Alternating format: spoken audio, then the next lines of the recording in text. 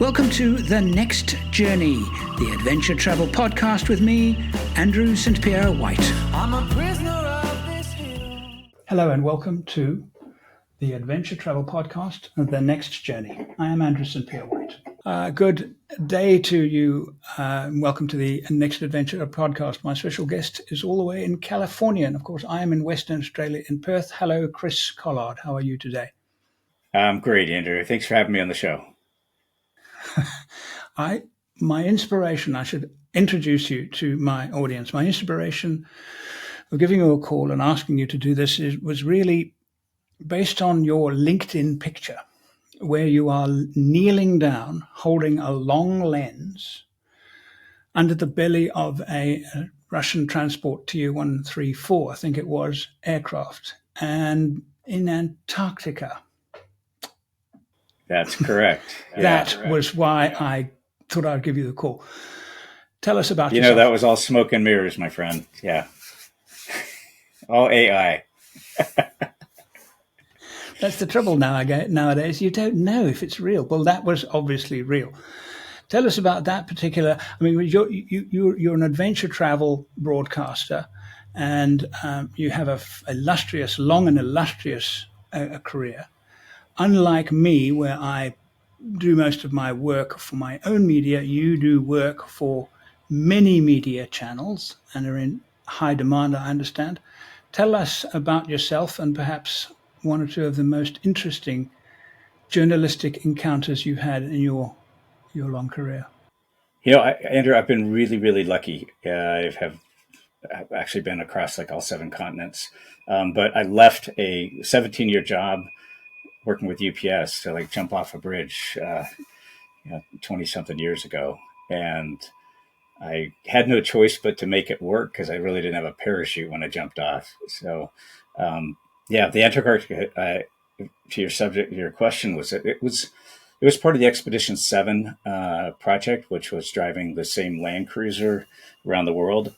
Antarctica, the cruiser actually made it there, but that project was going from Novo, which is the Russian air base on the eastern hemisphere south of Cape Town. So we flew out of Cape Town and driving all the way to the South Pole.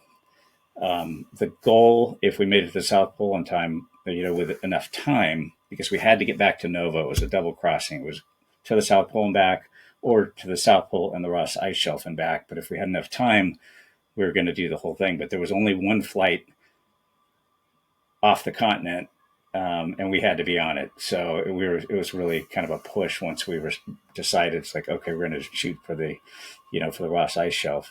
But great project. It was with a guy named Greg Miller and, of course, Scott Brady, who was my publisher at the time at Overland Journal, and a guy named Geesley, who was from Arctic Trucks. So definitely a highlight of the projects that I've been involved with. It's just a truly spectacular place. You get up on the plateau and it's like the surface of the moon.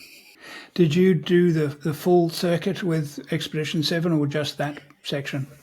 I did not. I was running the magazine at the time and it was kind of a one-man show. So I just simply did not have time. I was invited to go on a number of the other legs, which would have been great.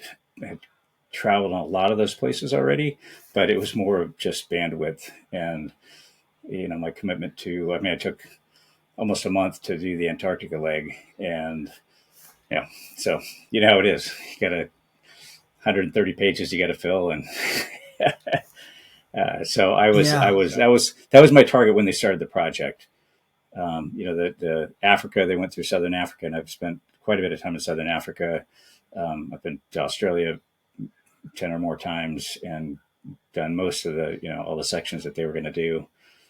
So Antarctica was the target, and it was worth it. It was cold. Especially, I hadn't camped in 40 minus 40 temperatures before, but we had really good gear and, a good team, and it was just one heck of a trip. Yeah. 24/7 daylight. Fantastic. It was a fabulous endeavor, and I followed it through their various media channels, and of course went to sea last couple of months ago. 2 months ago, went to see the actual vehicles in the museum.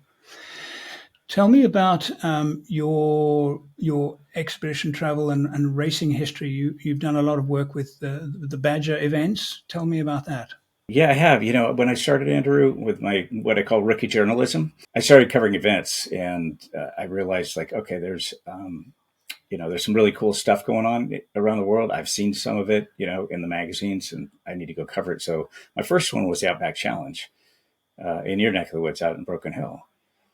Right. And I had spent the previous 3 or 4 years, I bumped into editor of a Russian magazine, off-road magazine, at the SEMA show. I apologized, and he goes, okay, it's okay. And I said, where are you from? He says, I'm Andrei, Off-Road Magazine, Moscow. And it just clicked on a light bulb for me. And I realized, like, wow, I've been busting my tail selling an article to one US magazine, and there's going to be an outlet like in dozens of countries that might be interested, non-competing markets, different language. And I spent quite a bit of time tracking those down.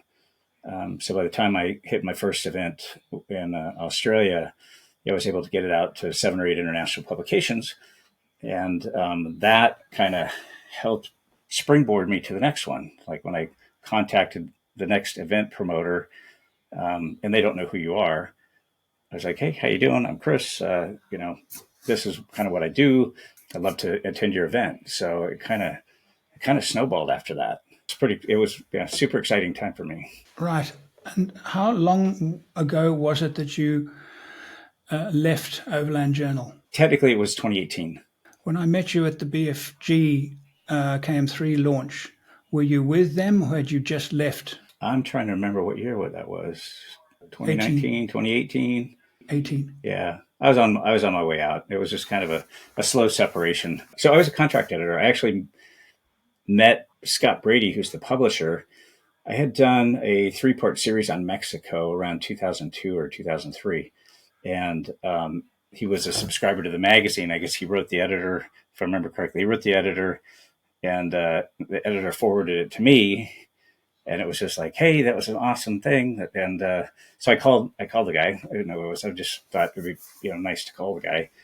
And he introduced himself, and he's like, I'm really excited about getting into this whole overland thing. And he, of course, he's a subscriber. And I'm like, okay, that's awesome. Cool. It's great. It's fun. And then, we touched bases a few times at events.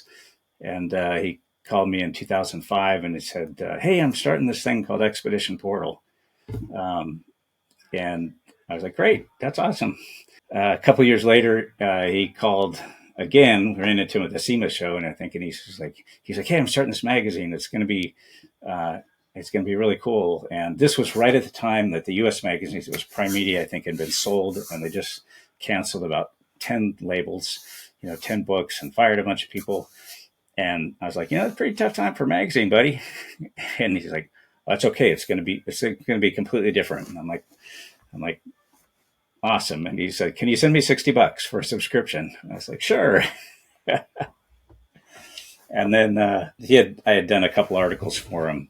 And then he contacted me. Actually, I was at the SEMA show again around in 2010. He said, there's going to be some changes in the magazine, and asked if I was interested in, taking over as the editor. And it was fun. It was a good chapter. I mean, it had its roller coaster rides, but I'd always been on the contributing side for tons of different publications. Early on, I was doing stuff for National Geographic Adventure and Cigar Aficionado, anybody that would publish my stuff, and it was almost all automotive related.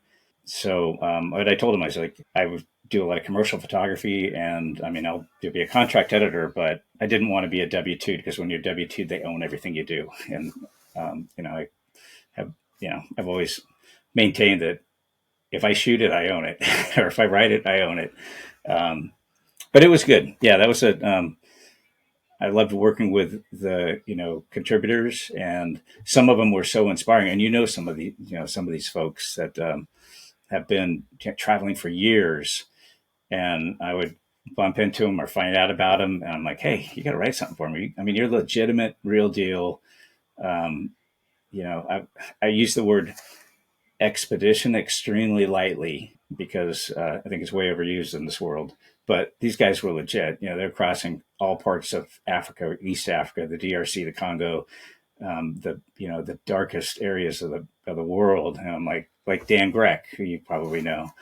I'm like, it was, yeah, these guys inspired me, even though I was supposed to be writing this magazine and inspiring other people. They were one of the highlights.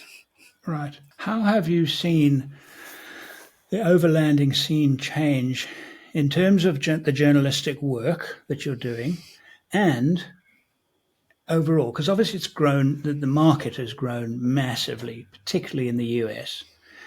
But how do you see the change of having evolved over the last, say, 10 or so years? Good question. Some of the changes that I've seen are that I think that the manufacturing world, and this is kind of what I see from even when I was at the Journal or some of the other U.S. magazines like Wheels of Field or Tread or OVR, is that the overland term, that people are not off-roaders. And I think you might know Gary and Monica Westcott of the Turtle Expedition. They were my idols. They were doing this stuff back in the 70s and the 80s, and I couldn't wait to get the magazine and like figure out where Turtle Expedition was going. But they insisted, like, we're not off-roaders.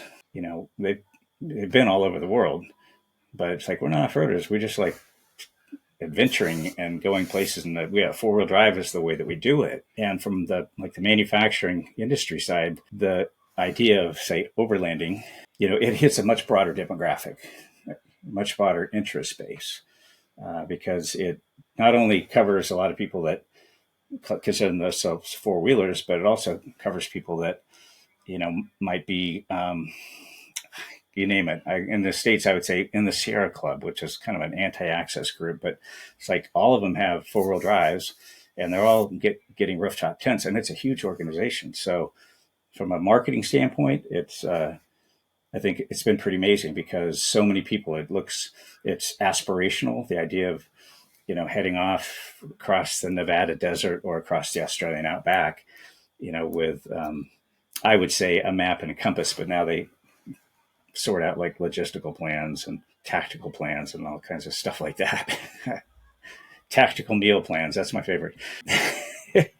So from that side, I think it's amazing. I mean, the industry has just exploded, and I think it has it still has a ways to go. I think it's gained a lot of traction, but I think that it's going to be I would guess a continually growing sector of the automotive enthusiast markets. But some of the things have changed, and I'm sure that you see it, is that the idea has become more gear centric than go and do it centric. People spend so much time setting their rig up and thinking that it's like, I've got to have this and I got to have that and I got to have this and I got to have that. It's all got to be perfect. And then I'm going to have a scheduled time when everybody goes to the bathroom, and then where we have to be this place and where we have to be that place.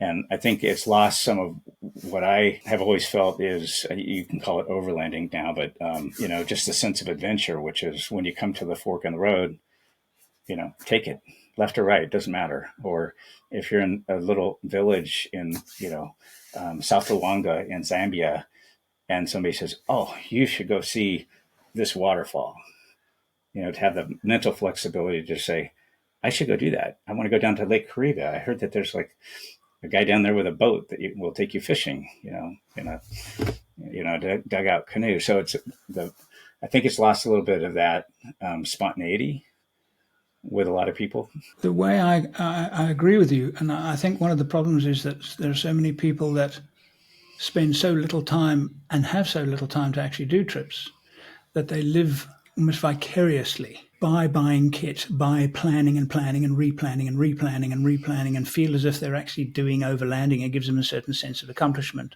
even though they're not actually doing overlanding, because, well, a proper overland trip, in the term that you and I would call overlanding, is something that at the very least was probably a week, if at the very minimum. But so few people get a chance to do that long term, take 3-4 weeks and do a expedition where you can actually call it an expedition. So they fill their time up with buying kit, and I understand where you're coming from, but I kind of don't blame them for it. And I suppose it feeds the industry, because the more kit, the more advertisers want to advertise, and they want to more advertise, more publications get some of their cash to publicize those parts, those components, those accessories. And so the industry is growing, not because of actually people doing the trips. It's growing because people are buying stuff. And honestly, Andrew, it's like, especially as the editor of the journal, I go to Overland Expo or I talk to people and they would, they're super excited and they've got everything. And I've had people tell me, it's like, I haven't bought one thing that you didn't endorse. And that puts a lot of weight from an editorial standpoint, huge amount of weight. I mean, I've always been no gloves on reviews. I work hard for my money. And although we get a lot of gear in this industry, it's like, I buy stuff too. It's like, if people work hard for their money, don't mislead them. But I'll talk to people and they've got everything. And, I have heard people kind of trash talk, the overlanders that have all this stuff. I'm excited for them. I think it's great because they're having fun, and it's as much fun sometimes putting all your kit together, all your gear together, and getting ready and doing the planning, and as it is actually being there. So I mean, it's become super gear centric, but it's also become that part of it has become like people's hobby to get ready for the trip that they're going to do. I think it's great. I'm glad that those folks are out there and gravitate towards kind of doing what we do, even if it's as a shorter period of time. One of my greatest rewards in this business is when I meet somebody and they're like, I read this thing that you wrote and it really motivated me to like go there or do things or put that on my bucket list. It's to me, that's rewarding. It's that I always endeavor to put the reader or the viewer in the vehicle, in the situation, in the environment with me, whether I'm hiding behind a termite mound, trying to hide from an elephant, or, driving across the Simpson Desert, whatever that happens to be. So that's the rewarding part. I mean, I think it's an exciting time for a lot of people, and it has generated a lot of creativity from the gear side. And a lot of stuff that looks the same, but every once in a while I'll see something I'm like, that's a really good idea. I could use that. Your articles, do you have any way of measuring the popularity of your articles? Because you, like me, will do an article on some gear, some equipment, some application of a piece of accessory, and then you will do an event, which is a traveling event, an overlanding event. Which of those do you know, one or the other, are more popular for the magazines or the readers? Any idea? You know what? That's a really hard thing to quantify. Because a lot of times you don't get that feedback. I mean, obviously, if it's in a digital format, you can dig up those analytics. If it's on YouTube, you can dig up those analytics. But from the print magazine world, and even if it's digitized, if they're the outlets you're working with are doing both, it's kind of hard to tell. Right. Yes. I know what I gravitate towards, the adventure stuff. I know, absolutely. But I get complaints all of the time. Oh, you're not doing enough trips.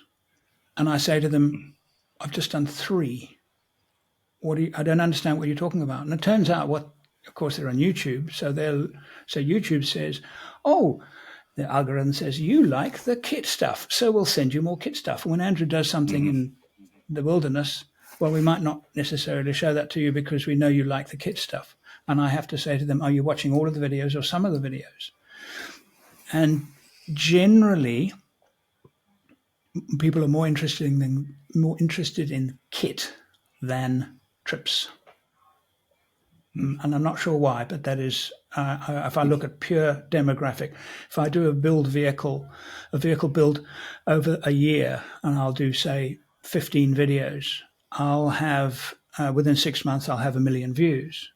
But if I do a trip, which is very expensive, so much fun, and far more fun than the trip stuff, I'll get 500,000 in 2 years. That's the difference. Yeah. And that I find frustrating. Yeah, I know, because we want to do more trips because they're fun. So you have to, we like, not unlike the people actually buying accessories. We collect our accessories and we plan and then we go and do a trip. The trip is actually what it's all about. And that's our favorite content.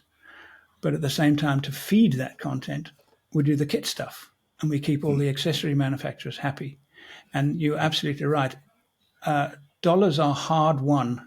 If you because you like me, we get some sponsorship of some, but we get kit given to us. We don't get money. We get some, please put this on your show in your article. And sometimes they'll say, yes, we'll put this a piece of equipment on your vehicle, but please don't criticize it. And that's the moment I say, no deal.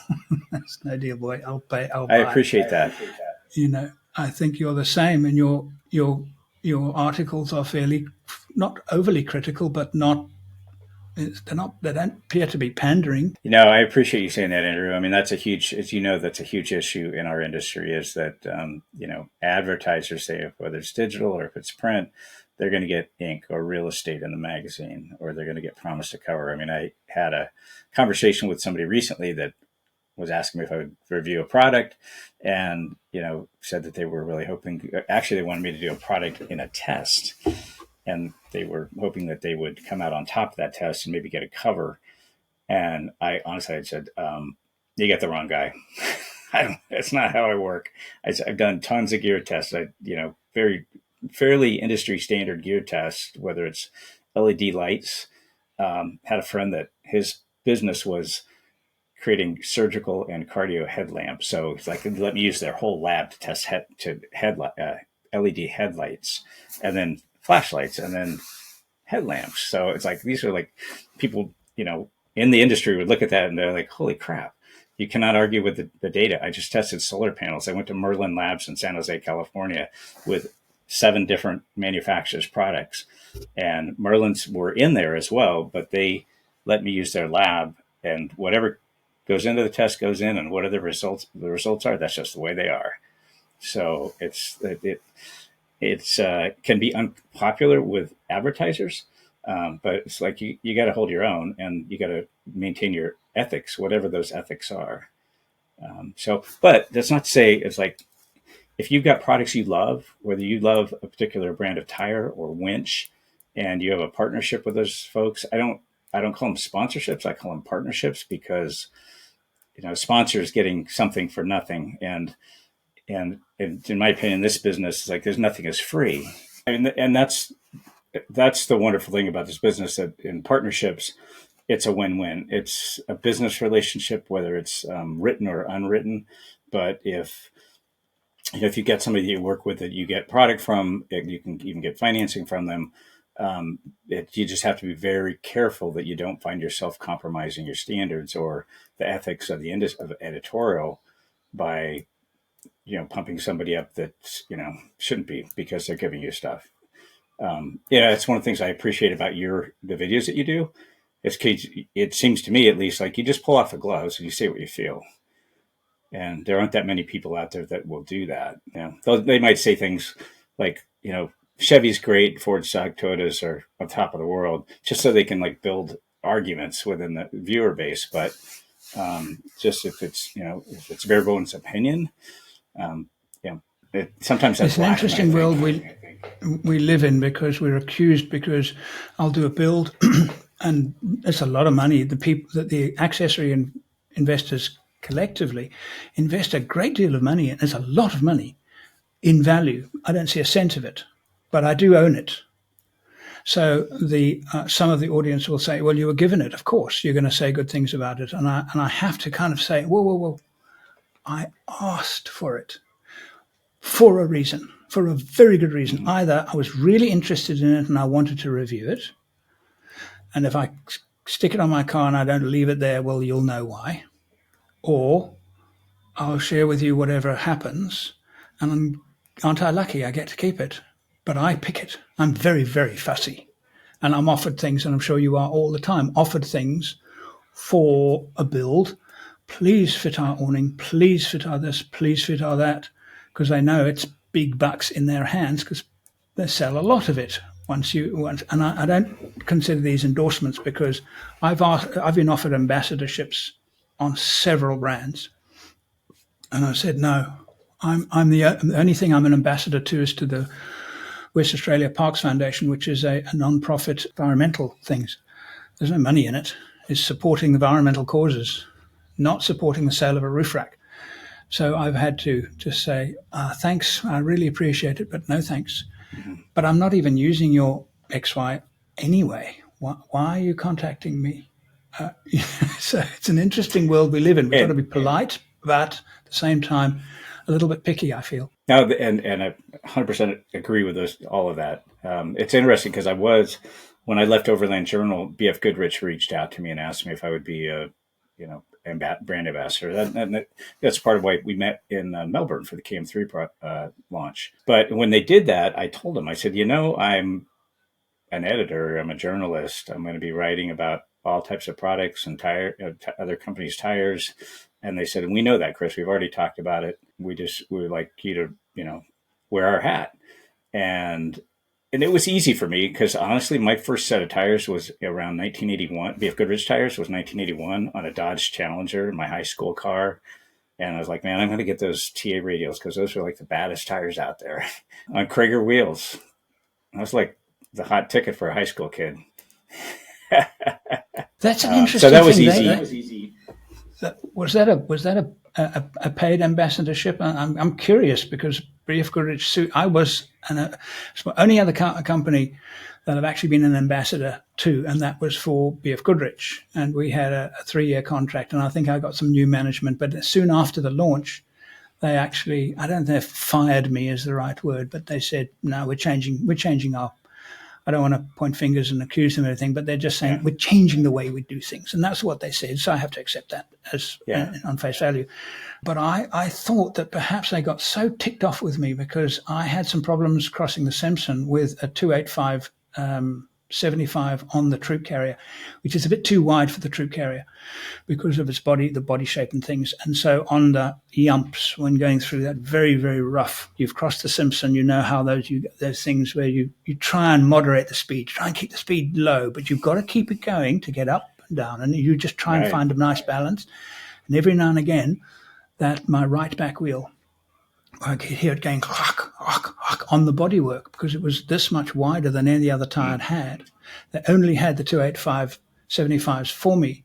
And I said, and I think it was my downfall, I said, I don't like wide tires. I prefer thinner tires. And I think they probably thought, well, that's not good for business. But anyway, they then said to me, no more ambassadorships, because I had a paid ambassadorship. It wasn't a lot of money, but it wasn't a small amount either. It was worth it for me. And I had used their tires since 2009.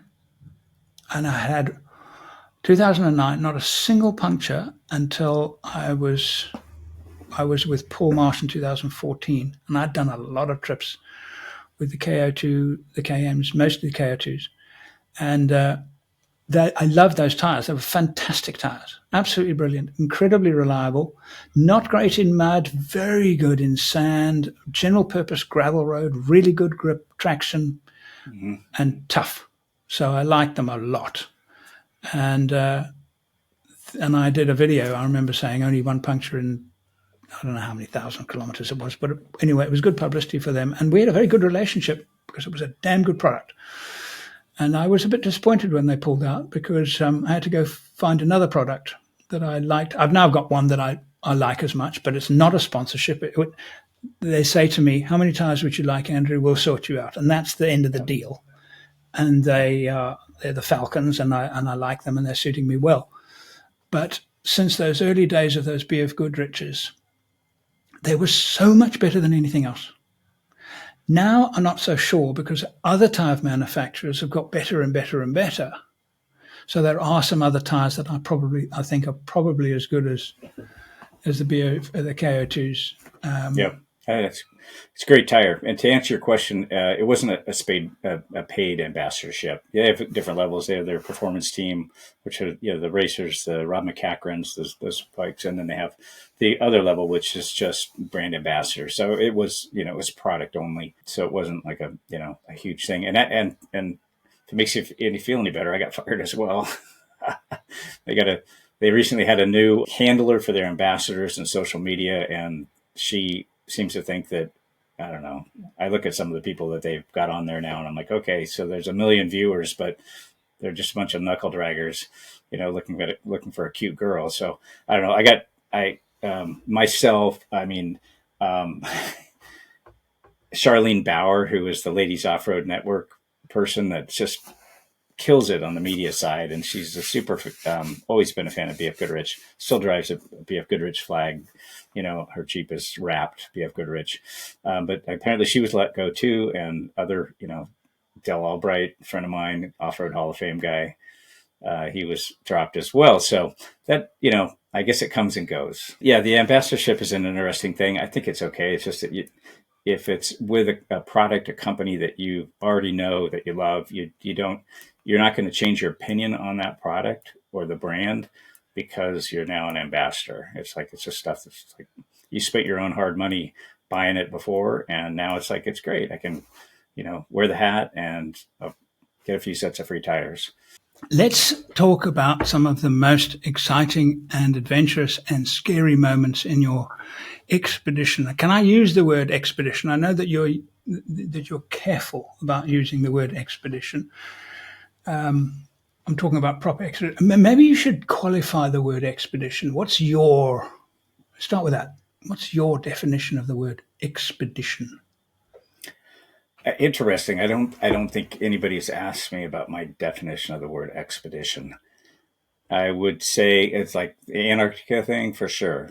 I mean, it's going off into a place that there are a lot of unknowns. There's not a support system or much of a support system. And you just got to stay sharp and frosty all the time. Um, the definition of an expedition, because I'm like a fan of people like Shackleton and Amundsen and Scott and these, you know, and Ben Carlin, right? He's right from your neck of the woods with Half Safe. I mean, these people just are so awe-inspiring in things that they did that it makes me feel like I should use the word expedition very cautiously. You know, and they mentioned the whole idea about overlanding. It's like when, I don't know if you recall, but in 2019, we did a 50th anniversary recreation of the East-West Australia, 1969 East-West Australia trip. Did it with Ben Davidson, kind of co-produced it with Ben Davidson from Jeep Action. You know, we called it an expedition. I'd say, yeah, sections of it were, because we didn't cross the Simpson. We didn't cross on the French line of the QAA. We went up to Beachcomber and we took a tangent straight across to the Andado station the same way that they did it in 1969. And we were just cutting fresh tracks through the dunes for 7 days without support. So it was, you know, I would say no support. We had an inReach. Technically, we had a satellite phone, so it was nowhere near what these guys did in 1969. We actually had two of them, Ian McDonald and John Eggleston, the videographer, came with us on this trip, which was just awesome. So we did call that expedition. I did one in Africa about 15 years ago. I did a lot of work with Hummer back then, and they produced all their non-North American spec vehicles in Port Elizabeth. And just kind of the idea came up at a program here in California with Nick Richards, who was the communications director, about Africa. And it actually was because Jeep had just launched the JK, and they did it in Africa. And I had mentioned to Nick around the campfire, I was like, you know, they really blew it on the whole JK launch. And he's like, what do you mean? I said, well, they fly everybody in. You know how the programs go. They fly you in for the viewers. They fly you in. You get red carpet for a day and a half, drive the vehicle, and then they fly you out. And something like the launch of the JK, and they're bringing everybody into Africa, Southern Africa, they should have grabbed 4 or 5 hardcore dudes and done a trip from, you know, crossing from Zambia, Kasane ferry back then, and then all the way across to Central Kalahari down to the Kutse, and, you know, done something legitimate, like, and some serious editorial and a legitimate trip. So Hummer gave me an H3, and I had it for 2 months. So picked it up in Port Elizabeth. We set it up with a local shop and went up through Lesotho, down basically the route that I just described in reverse, up into Zambia, and then down through across Malawi, down through Mozambique. You know, so I call that the Hummer Africa expedition. So I don't know. I didn't answer your question very well, but it's more of You did. Go That ahead. is, I regard that as an expedition. And somebody quoted me the other day, and I got a little bit. It was actually at Expo West. I heard him say to a group of people. He was addressing a group of people. He said to qualify for an overlander, to really, as if it's some badge of honor, but to qualify, you have to have crossed at least 2 border posts. And I, I felt like running in there and saying, Who said that? what a load of, honestly, this is a badge that you're trying to elevate because you've crossed 2 borders. Now you want to elevate and make yourself a little bit better than everybody else. And Yeah. I said in a recent video, I mentioned this in a recent video, and I said my attitude is, and I was at a campsite in a camper. So I was nice, cozy, and comfortable, and I was 20 minutes or less away from the shops.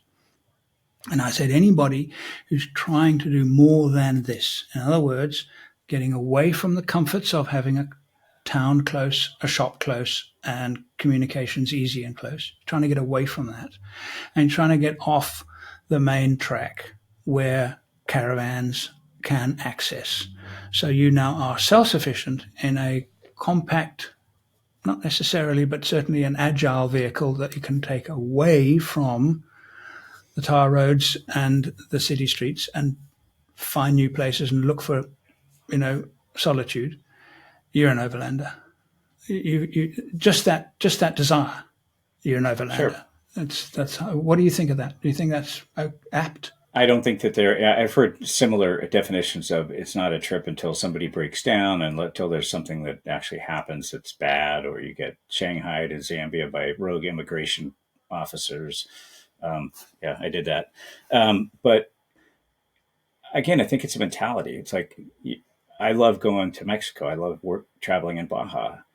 And when I go down there, I've got a general idea of what I'm going to do, but the entire 900 Peninsula is just a spider web of tracks. And if I'll look for one, the stuff I haven't done before, I'm like, it's like, I wonder where this goes, and follow it to the other, so to me, it's more of a mentality.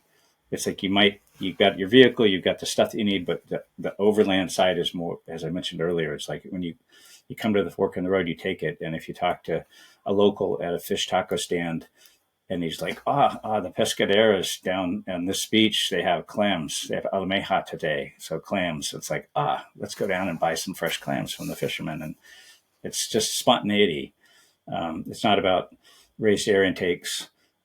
It's not about all the gear, because, you and I both know that we've seen people go overlanding in vehicles that you would not consider, most people wouldn't consider an overland vehicle. But you asked about scary stuff. I was covering the Outback Challenge in Morocco 15 or 16 years ago, and I was in the media car I was riding in was an ex-race vehicle. So a lot of stuff was taken out of it, including the seatbelts. And I was in the back. There was like a cooler, like an Airbnb type cooler, bolted down between myself and the French journalist, young French journalist that was with us. And I was just like, I was uncomfortable. I had a bad feeling. And I always try to follow my gut.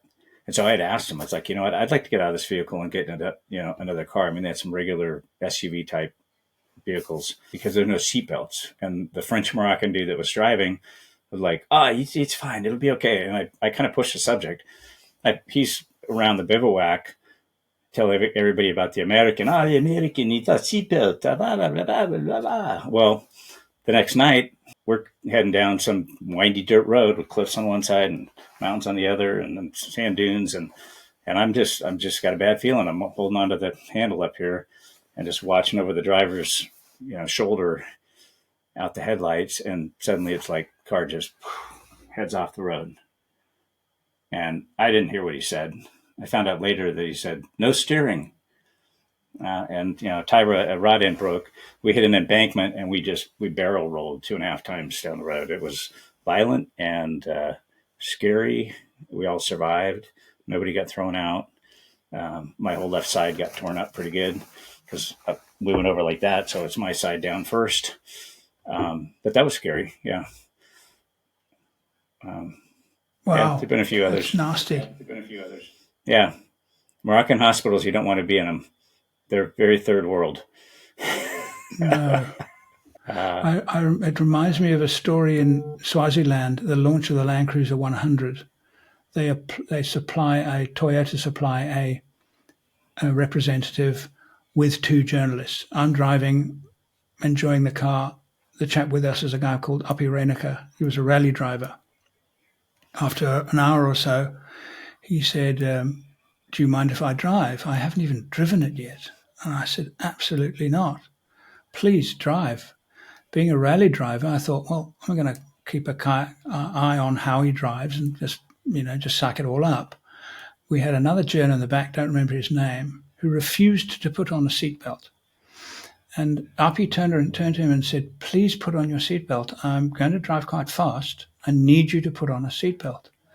And the journo said, no, I'll be fine. And he kind of looked at me and I thought, well, I'm putting on mine. And he drove so brilliantly. And it was the first time I'd ever seen left foot braking. And he would go through these, and he never crossed. This was on an asphalt road, very, very twisty, with solid white line, and he never crossed that white line. Not once did he cross that white line, but he would go into the corners, full throttle, with automatic gearbox though, full throttle, and he would leave his foot buried and just ease the brakes into the corner and just pull them out of the thing. And I said, you need to tell me what you're doing. This is amazing. And he was teaching me about high-speed balance of, because when you take your foot off, of course, the car does this. And then you put your foot back on the brake and the car does this. And you have balance front and back, which I knew about. Obviously, we all know about that. But he started saying, now, what happens when you're at the edge of traction going really fast? It was that I learned more in an hour with him than in my entire life, just watching this consummate professional drive very fast and very safely. I didn't have this moment doubt in my mind that this guy we were fine, So I can understand That's why incredible. You had a bad Those feeling. people are so inspiring. It's like Yeah. they are, like you said, they are just on the line. They're on the edge, and they know that they can drive. Most of us can drive at 100% of our ability for about 10% of the time. And the really good drivers like that, they've mastered it where they can drive at 95% all day. All day. It's pretty amazing. Pretty amazing. Yeah, it is. Every corner, it was just brilliant. And then I started asking him about at safety, and he started talking about looking at distance, for long distance, you're looking at medium distance and then far distance, and then reading the signs. And we had this brilliant hour. It was absolutely fantastic. And I think as men, we kind of think we drive well. And then we sit with somebody like him. I've seen it with flying sometimes. I think I'm a really competent pilot. And a good mate of mine used to fly Red Bull air races. And I flew with him a few times. And I realized I was crap. Because he was so precise, so unbelievably precise. And I could only fly really well when it was necessary, i.e. when you're taking off and landing. Another time you just become lazy and you fly okay. These guys, all the time. So it's magic to watch them. Yeah, the word you said was precision. And that defines that type of pilot or that type of driver. They're on their game. They feel it. They feel the car. They understand it. It's part of them. And when you're looking at the near, far, distant spatial relationships, it's like their eyes are moving so fast and the peripheral is picking these things up. And the left foot braking thing. I learned left foot braking from Rod Hall in Mexico, in Baja. It was one of my kind of hero racers. And I was with him on a program down there, and he hollered at me, because I went in and I broke with my right foot. I lifted from the throttle and hit the brakes with my right foot. And he's like, "What the heck are you doing? You'll never be a fast driver if you can't brake with your left foot." And I'm like, that held me. And that was probably like 20 years ago. But if you do it all the time, and I talk to people, I work occasionally as a driving instructor and even out with some of the people in the Jeep programs and used to do stuff with Land Rover. Some people have a really hard time. Like, I can't just brake with my left foot. It's like, no, you need to brake with your left foot, especially if you're in technical terrain, you're driving an automatic, you need to drive with your left foot on the brake. Yeah, That's how you especially with an control it, automatic. especially with an automatic. I find myself doing it with my manual. I do it all the time with my manual. But it's practice. It's just doing it more and more and more, and eventually it becomes natural. Yeah, it's practice. Yeah. Tell me, to wrap this up, in the overlanding world at the moment, what's the new big destination? Everybody knows about Southern Africa and everybody knows about Outback Australia because of all the YouTubers going on and on about how wonderful these places are, and they are wonderful. But there's not a lot of new stuff out there. Where is the new destination that we should go? Wow. Okay, so you're going to stump me on that one. That's a good question. In my opinion, for anybody that's watching or listening, your next destination should be somewhere that you have not been. And it might be one of the places that you've read about or heard about or watched a video on. But I think that going to a place that you haven't been, at least for me, it helps me maintain that excitement I had 20 something years ago when I'm like, oh man, I'm taking off to do this. I'm getting on a plane. I'm going to Cape Town or Delhi. I don't know that it should be put into a box of I mean, there's so many places I haven't seen. I've been lucky to see a lot of stuff, but there's a lot of places I haven't been. That it should be for the average person, the normal person, and I consider us like normal people. We just have cool jobs. It should be someplace you haven't been, someplace that you desire to go, and it could be Africa, could be Southern Africa. I'm supposed to be heading to Morocco in October, Eastern Morocco, and I've been there before, but I'm still excited to go back because I think there's this amazing culture and ancient architecture, and I didn't answer that question. I can't put it in a box that way. I mean, one of the places that I want to go is Papua New Guinea. Into the highlands and do a big project in Papua New Guinea. I have a vehicle that I keep in South America. It's in Uruguay right now. And there's tons of South America that I haven't seen yet. So it's a matter of getting down there.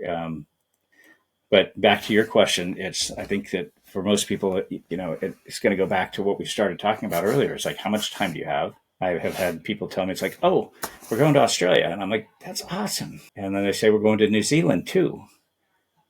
And I'll be like, wow, how much time do you have? And they're like, a week. And so they're going to fly 16 hours to get to Melbourne and probably take a flight out to Alice and Uluru and then like fly to Auckland. And it's like, we did Australia and we did New Zealand, but it's like, you and I both know they went there, they got their passport stamp, but it's like, bite off a chunk that you have the ability to do and actually see some stuff. And just someplace you haven't been. I mean, that's the new destination. Morocco is somewhere I've not been, and I'm actually planning something for 24 in Morocco. I want to do something in the UK. It's not an expedition, it's a road trip. I recently did my US trip, was not an expedition, it was a road trip. I think after talking to you now, I'm going to be a little bit more circumspect when choosing to use the word expedition. Road trip.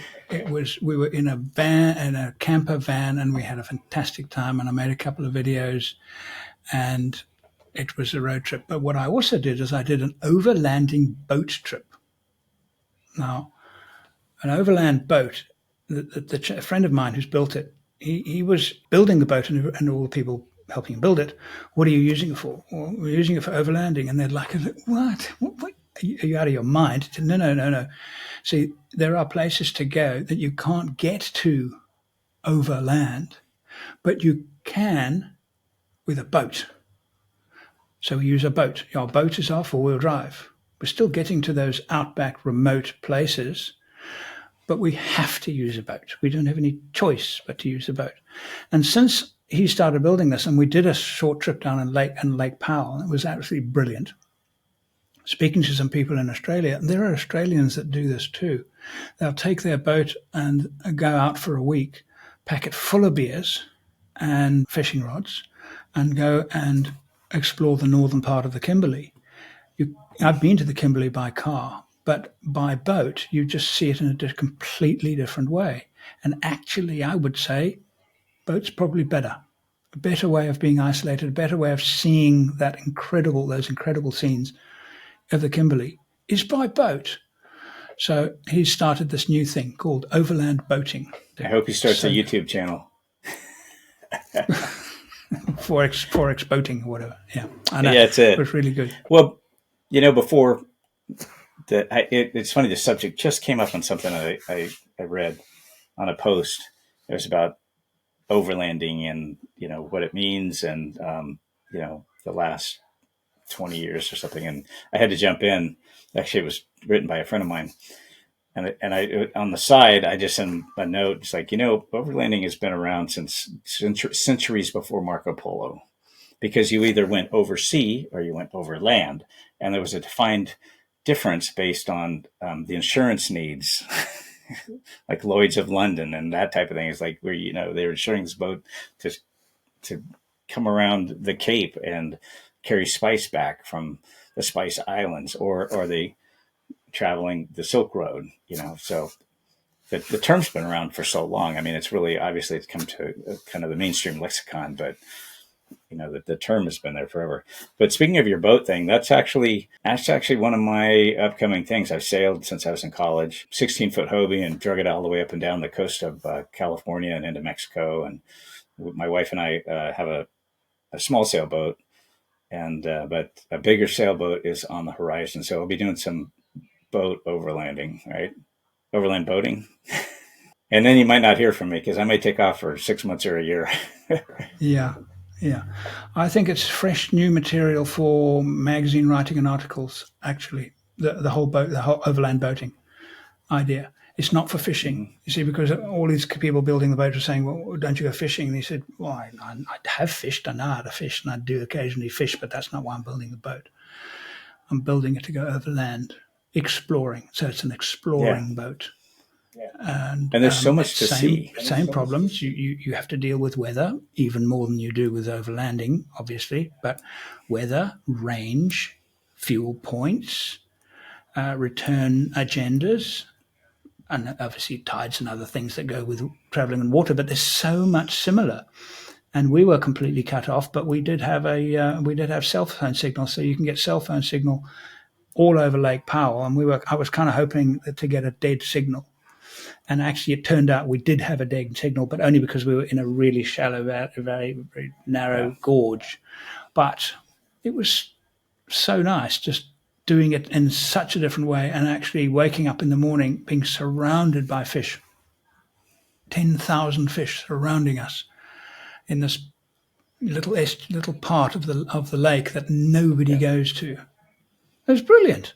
But yeah, that's it. And and there are a lot of similarities between mine would be a sailboat, but because you've got even more systems than you have on a vehicle, because you've got an entire electrical grid on a sailboat, or a powerboat. You've got an engine and a transmission and a drive system. You've got a plumbing system. I mean, you've got everything else that comes along with the electronics, the nav, a gen set, if you got a generator. So, I mean, you need to be pretty much a jack of all trades. And that's a lot of, the overlanding thing is that when you do head out, if it's an expedition or crossing the Simpson or going into, remote places, like, in my opinion, you need to really fine tune your skills. You need to sharpen your skills, from understand your vehicle. I think that's one of the things that's lost in modern vehicles, is that most people have no idea how to work on them. And that even that you could, even if you were driving an old carbureted, straight six 258 Jeep or an old Land Rover, it's like, do you know that, that Defender has a full floating axle, and do you know what that is? Do you know that you can actually pull that axle out? If you have a long magnet, you can get the broken piece out. And if you carry one, you can be self-sufficient and fix it on the trail by yourself. That type of thing. I mean, I think a lot of that is the skills side of it. But it's something I think most people could work on. But it's being eroded by the way new vehicles are built and designed. Some of them you just cannot touch. Very, very highly complex vehicles. Yeah. But even my own, I look at my troop carriers. My Africa troop carrier is a straight six diesel. If something went wrong with that motor, I would have a very good chance of finding out what it was, maybe even fixing it. My V8, it's just not as easy. I know it's the same principle, but it's governed by electronics. So if the diesel pump fails, well, why does it fail? Immobilizer, or is there something else? That something else, well, I don't know. I don't actually know what to. I feel out of my depth even thinking about it. 1H said, if it's not getting fuel, the engine won't run. Why isn't it getting fuel? Is the electrical connection correct? Yeah, it's fine. It's got the solenoid is opening. So why isn't it getting fuel? Well, why isn't it getting fuel? There's a pipe. There's some filters. Why isn't it getting fuel? If it's got to be one of those two things. It can't be anything else. There's nothing else. Yes. So I'm comfortable with it. And I'm not comfortable with the V8 because it can be other things, electronic. Yeah. And those electronic things, they are a challenge in the bush. Yeah. What do you do, really? Yeah. I have a scan gauge that might be able to give me a warning and give me a hint of what it is, but can I fix it? Mm-hmm.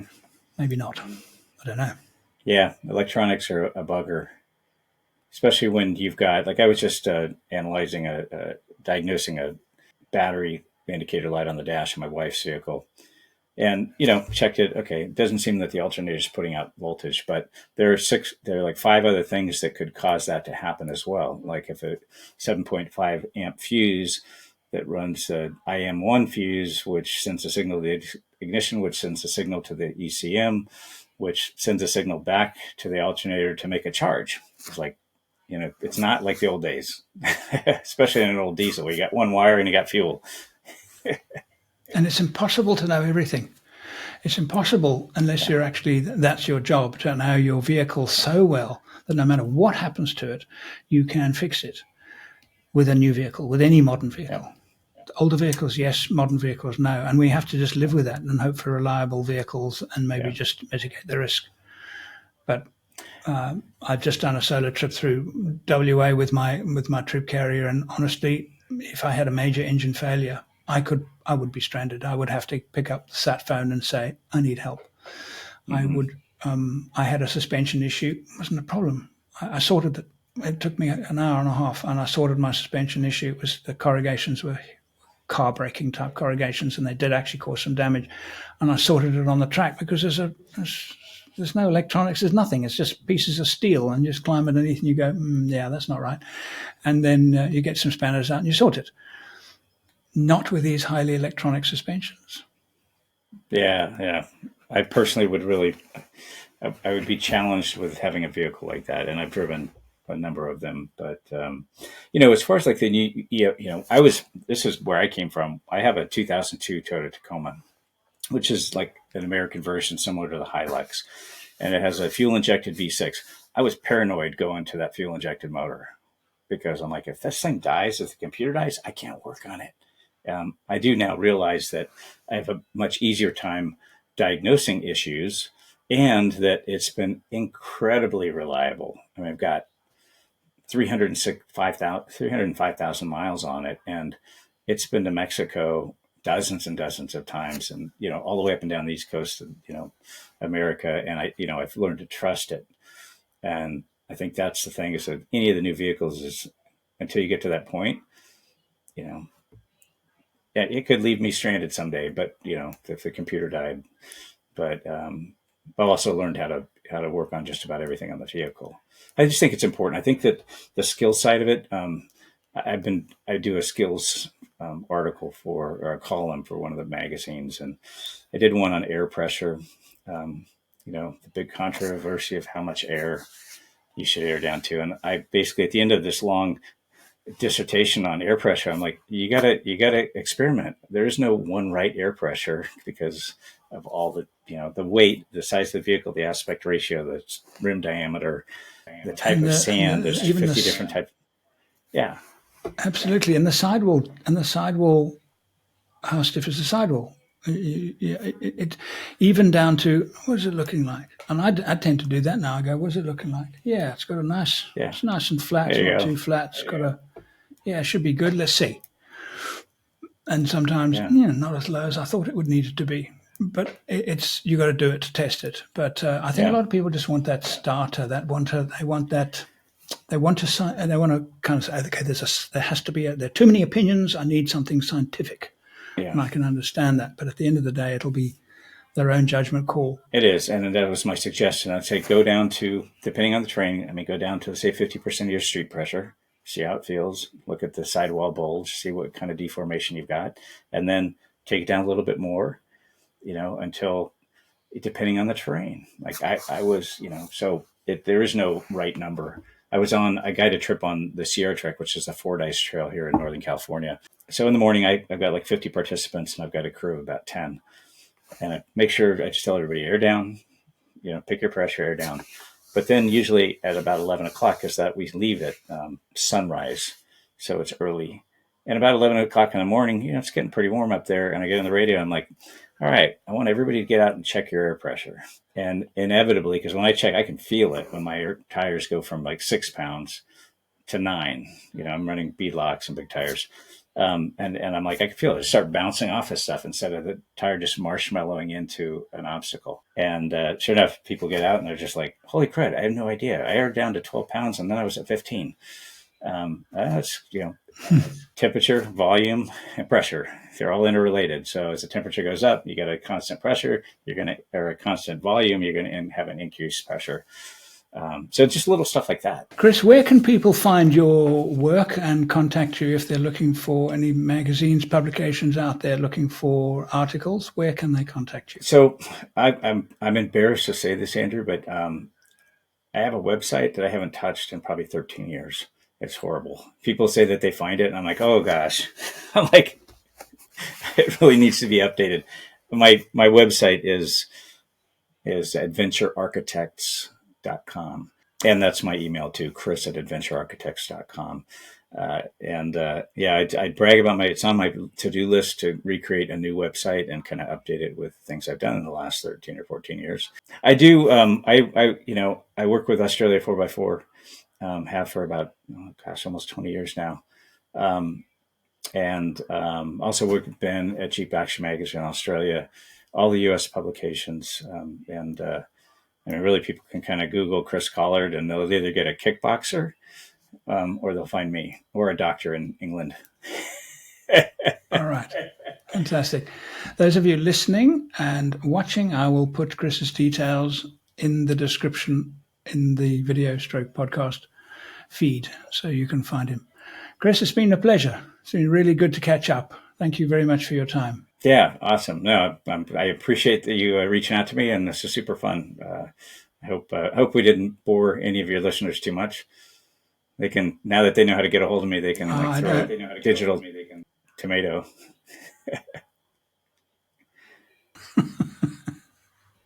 All right. Nice chatting to you. Thank you again, Chris.